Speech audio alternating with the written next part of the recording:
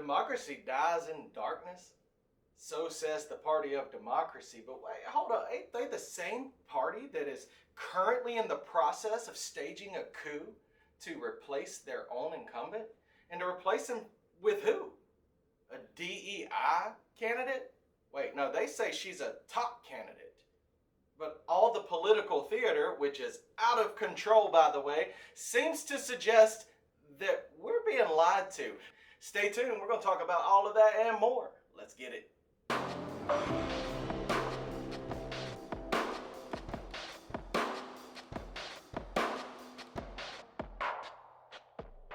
Welcome to Southern Traditions, you guys, where we present to you the Southern Drawl podcast. We're so excited to be here talking about a lot of crazy things going on right now, but, you know, that's what we do here. We try and fail miserably at herding sheeple to the truth on a weekly basis. So we're going to try again today, probably going to fail again today, but let's start off first off with just discussing this idea of a coup. This will be like one of the first times it's ever happened in our nation. This seems like some communist dictator bullshit, if we're being honest. This seems like some shit that would go on in North Korea, China, Russia. It's funny because the left likes to point their finger at Russia on a regular basis and then they pull a stunt that's right out of Russia's playbook. Come on, guys. Democrats, you got to be smarter than this. We see through the shit, right? We know what you're doing. You're staging a coup. What is a coup exactly? Well, according to the definition, a coup d'etat is a French word. It essentially means an illegal and overt attempt by a military organization or other government elites to unseat an incumbent leadership. Well, we have government elites right now literally unseating an incumbent leadership. A leadership that they do not feel is so far gone up here that he needs to resign from his position, that the vice president needs to take over. We're not invoking the 25th Amendment here, even though they did threaten him with that in order to get him to step down. No, he's okay to continue in his current role. However, he's just not allowed to run for the next role. Yeah, that's exactly the definition of a coup. Power elites, you guys are guilty of this now.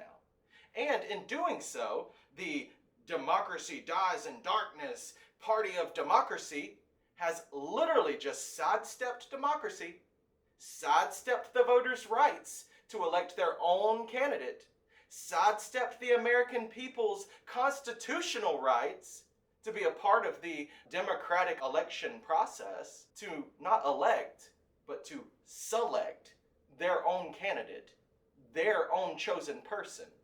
This kind of thing generally, like I said before, only happens in communist nations. Why is it happening here in the United States of America for the first time in history by a party who, well, if we're being honest, would rather burn the house down than watch the powers change hands? This is not democracy. This is an attack on your freedom. A coup in America? Did this really happen? Let me read to you from an article from Victor Davis Hanson. Boy, there's a lot of truths here.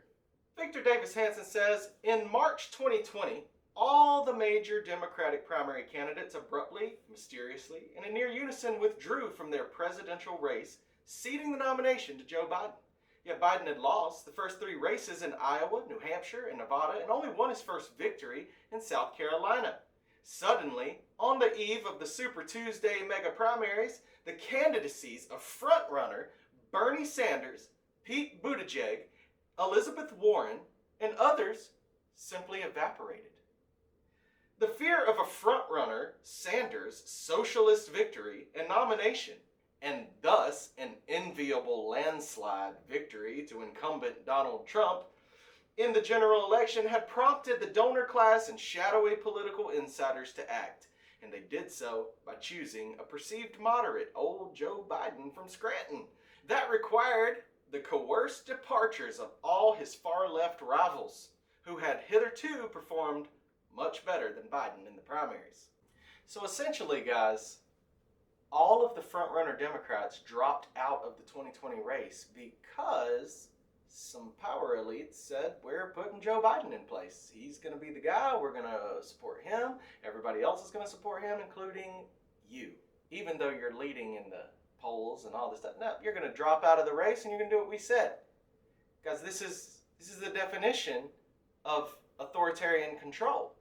But let's go on, because it gets even better. Biden had deceitfully promised to conduct a healing campaign and a unifying presidency. Deceitfully promises. And we all know, yes, it was very deceitful, because what has he unified? I don't know, about as much as Obama unified? Nobody. But once in the White House, his extreme agendas proved the most divisive and far left in nearly a century. Rumors that prior March 2020 Faustian bargain emerged. The Bidens got to serve as useful moderate veneers, so they enjoyed the ceremonial functions of the presidency while outsourcing the real operations to who? Obama officials, consultants, and advisors. What am I saying? Well, me and, Mr. Hansen here are both telling you guys that Obama has had a whole nother term in office via Joe Biden and Kamala Harris. Indeed, Obama did not, as most ex-presidents do, exit Washington upon leaving the White House.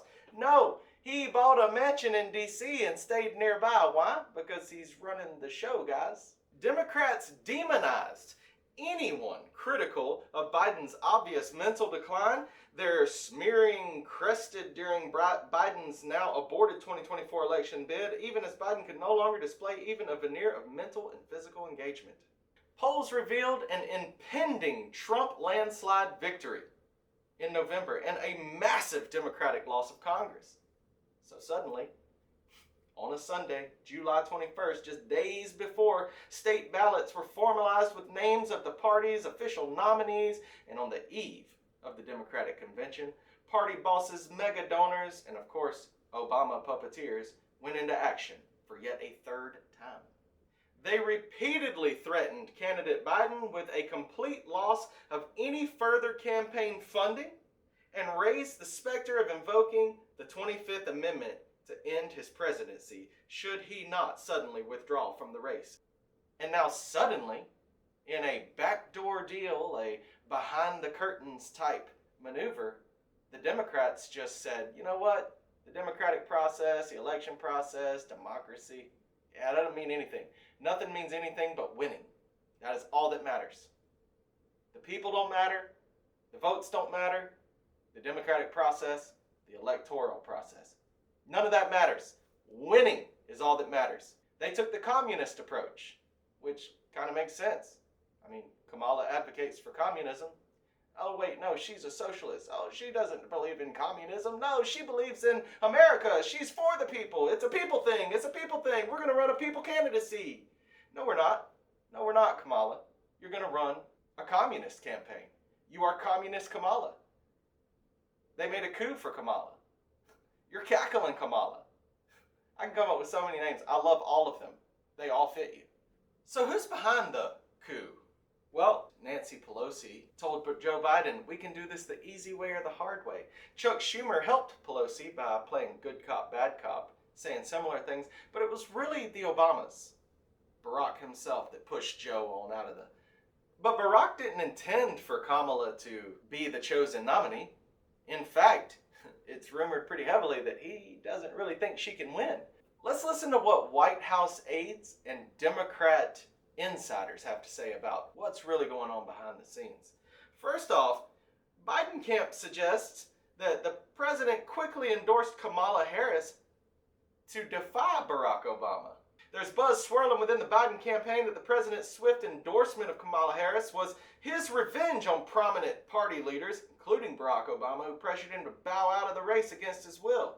Biden, who said he was dropping out in defense of democracy during his public address Wednesday, had been told by Obama to allow delegates at next month's Democratic convention to choose a new candidate. It was Joe's big Q, said the source. Joe said, if I'm out, then I'm endorsing her.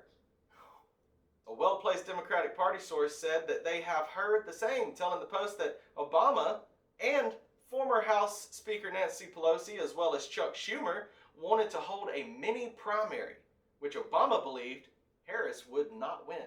Multiple sources said that Obama wanted Arizona Senator and former astronaut Mark Kelly at the top of the ticket.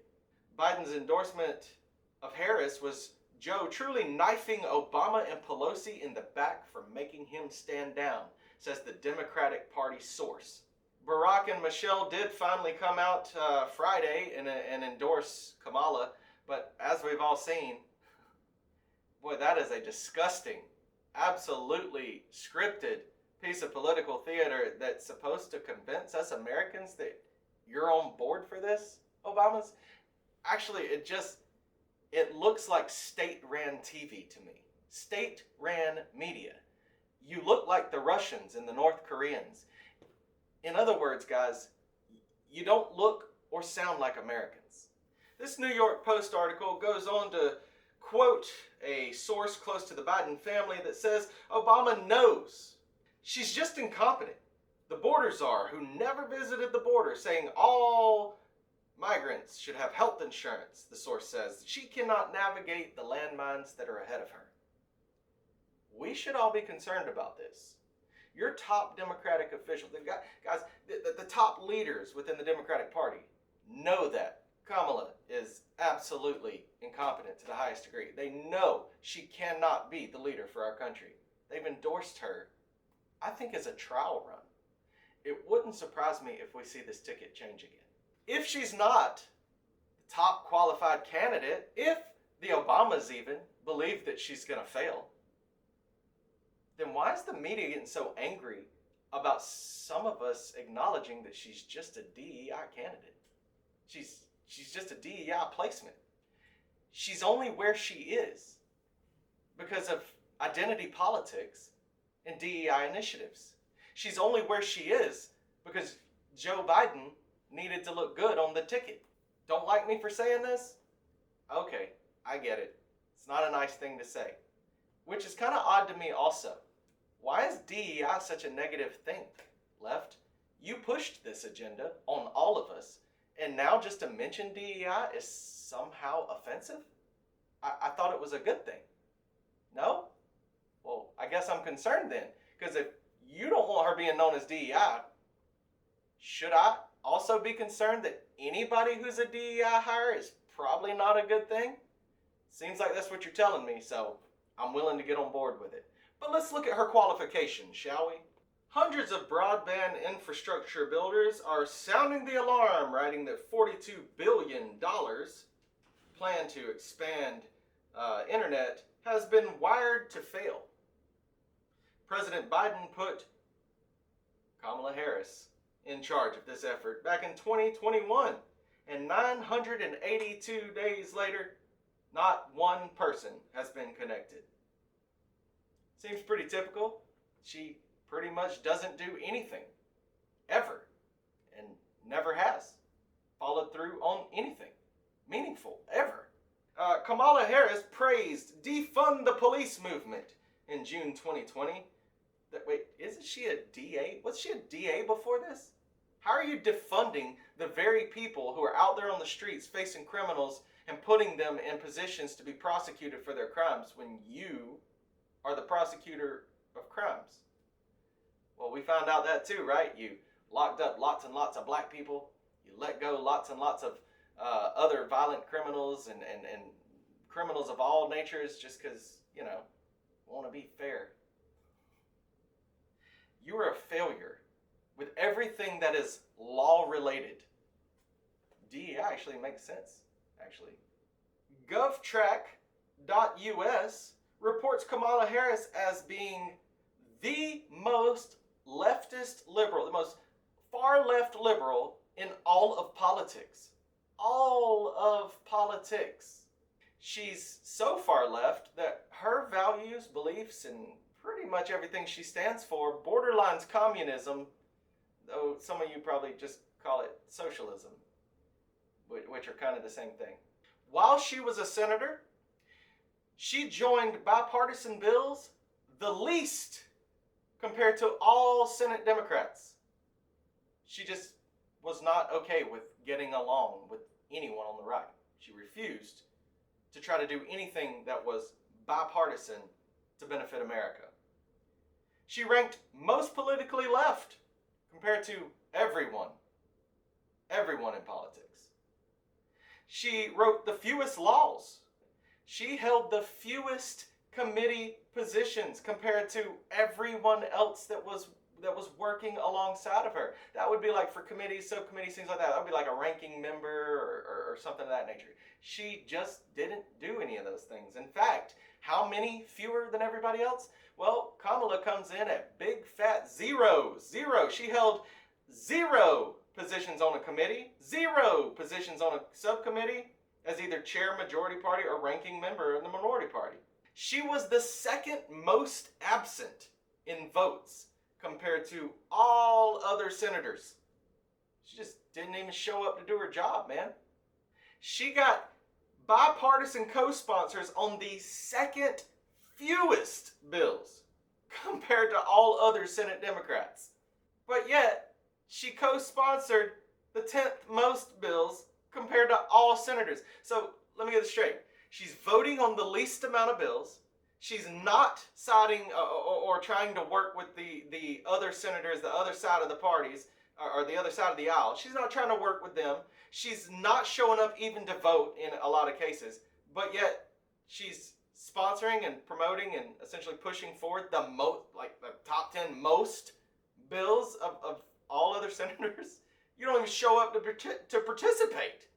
What are you writing all this crap for? What are you signing on all this garbage for? Do you even know what you're signing on to? And let's not forget, the most abysmal, most impactful failure of her entire political career. Her position as the border czar. Wait, she was never the border czar. She didn't have in control of the border. Biden didn't do that to her. No, she had other people running that. You know, she was a part of it. She cared about it, but it wasn't her thing. Now that she's at the top of the ticket, they're trying to tell us what Kamala didn't do. She never had anything to do with the border. She didn't ever see that. Well, that's just not true. That's a lie. You can't lie to us. You can't rewrite history. We know the truth. She was in charge of the border. We all have seen the clip of her going, I've never been to Europe either. Well, you know what? Some of us have never been a lot of places, but when we're in charge of things that are important, we generally do go there and check that shit out because, we got a job to do. You had a job to do. You didn't do it, Kamala. You're incompetent to the highest degree. I don't know what you were doing in this last 3.5 years, but you were in the White House, and you proved yourself to not belong there. Democratic lawmakers are striding to the podium to hammer back any notion that Harris was ever the border czar. Republicans concocted the whole thing, they say. Axios, for instance. Golly, Axios. Man, look, have a spine. Have a little backbone, guys. Report the truth. Axios promoted its own piece this way. The Trump campaign and Republicans have tagged Harris repeatedly with the border czar title, which she never had. Well, then readers pointed out that Axios itself had actually called Harris the border czar, and also read a headline in 2021 that read, Biden puts Harris in charge of the border crisis. Well, they walked that back, of course, trying to state, we incorrectly called her the border czar. Guys, look, you can incorrectly call her whatever you want. She was in charge of the border, and she failed abysmally at it. Like she fails at everything she's ever done. Besides sleeping with married men. But Axios wasn't alone. Stories at the New York Times, USA Today, Newsweek, and others also said Harris was focused on the root causes of illegal immigration in the so-called Northern Triangle, the countries of El Salvador, Guatemala, Honduras, where multitudes of people are fleeing violence and poverty for the United States. The unspoken subtext here is that Harris cannot be held responsible for the record-high illegal immigration that happened under the Biden White House, not the Biden-Harris White House, as it's been shoved down our throat for 4 years now. The problem is, lefties, that Vice President Al Gore invented this thing called the internet, or so I'm told, that has dutifully kept records of what actually went down in 2021 when Joe Biden handed down the border portfolio to Kamala Harris. Here's how NBC News reported that moment on March 24th of 2021. Biden tasks Harris with stemming the migration on southern border. The vice president is expected to focus on both curbing the current flow of migrants and coordinating with countries in the region to address the root causes of migration. Kamala, you absolutely are solely responsible. Yeah, I know Biden's responsible as well. He is the president. But you were given the reins on the border. You were. You have failed the American people. You have failed us. To the highest standard, you have failed us. You have been inactive. We call Joe a lame duck. You are his lame duck other half. You are a lame duck, and if you get elected in November, we will just be living another 4 years under another lame duck president. So, does the left truly believe that Americans are so stupid, so brainless, that we're just going to buy in to all your state media propaganda? Kamala herself hasn't released anything to us that even looks remotely real. Kamala, do you really believe that the American people are going to watch that scripted garbage of you accepting that phone call from Barack and Michelle as if it actually happened in that moment, just spur of the moment? This happened. Oh, here's Barack and Michelle. They're here to talk to you. Oh, man, I'm so glad. They're finally endorsing me. Yay. Guys, look, American people, join in the celebration. No, you're lying to us. You're being supported by all of Hollywood. How'd that go for Hillary? It didn't go well. We can look back to 2016 and see what, the majority of American people think about Hollywood elites. We don't give a shit what they think. Not one shit. So you get on this phone call that you pretend is taking place live. Oh, it was painful to watch, Kamala. It was absolutely cringe-worthy to the highest degree. It was sad. It was really sad. It was sad because there you are, pandering half-assly, by the way. It's written all over your face that you're disgusted with what's going on, and I would be too if I were you. That you're actually participating in this scripted phone call with two people who cannot stand you. That was obvious. I can't stand you either. I mean, I get it. I get it, Obamas. I can't stand her either. I can't stand y'all either. But hey, but if the left is just going to keep engaging in all of this fabricated bullshit propaganda, well, I don't see why the right can't do similar things. And guess what? They are, man. They are making so many good videos, memes, just everything. So I'm going to show you guys some of that right now. Hey, let's take a look at what that phone call probably actually looked like in real life behind the scenes had it been live and not scripted and multiple takes and all that garbage. Alright, let me know when to start. Now? Hi, Michelle and Barack. Do it again? Okay. Well, look who it is. It's Big Mike and Barack.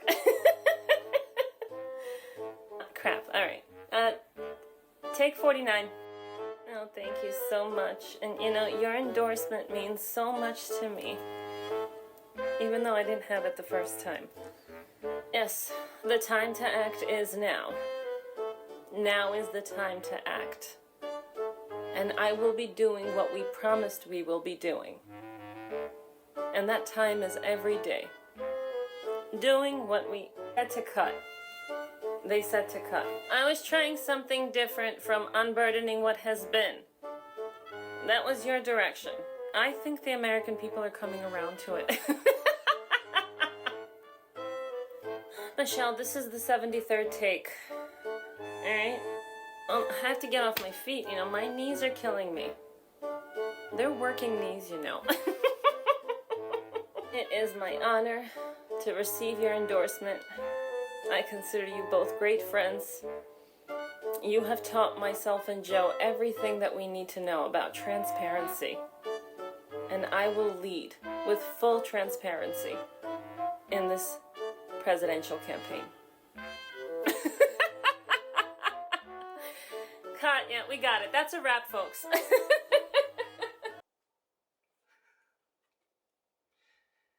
The time to film is today. We could film tomorrow, but tomorrow will be today, tomorrow.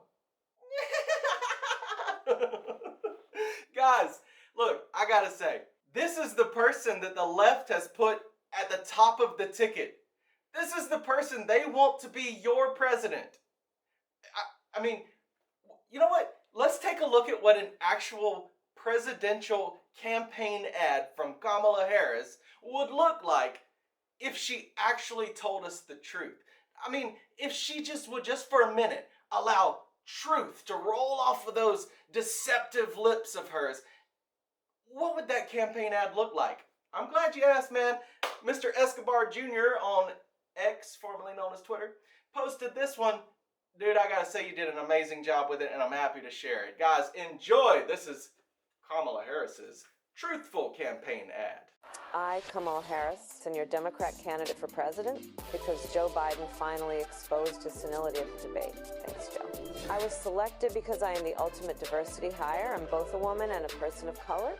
So if you criticize anything I say, you're both sexist and racist. I may not know the first thing about running the country, but remember, that's a good thing if you're a deep state puppet.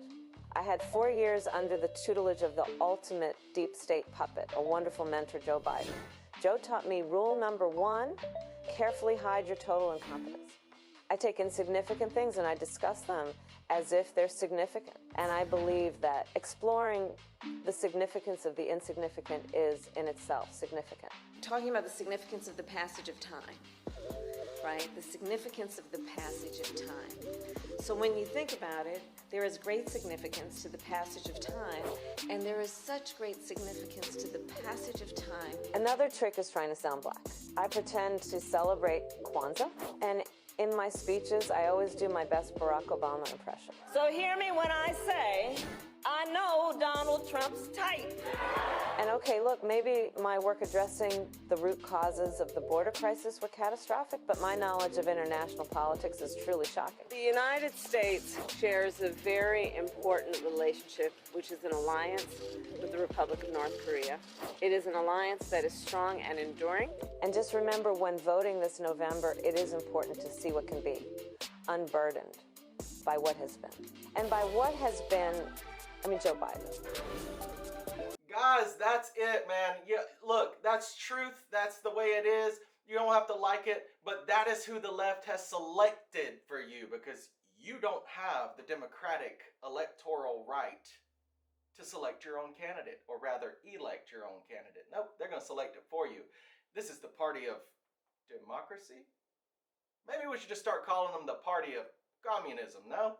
Because they just pulled one right out of the old communist handbook.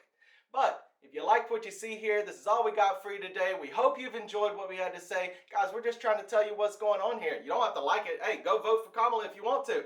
I'm not going to vote for Kamala. In fact, I would go as far as to say anyone that votes for the Democratic Party this time around is solidifying in our history the right for them to choose for us. That is not America. We should not do that. Honestly, just on that principle alone, the Democratic Party should get 0 votes from Americans this year. But we'll see how it goes. Let me know what you think in the comments. We're so happy to listen to your comments. We'll be happy to listen. We'll be happy to hear your viewpoints.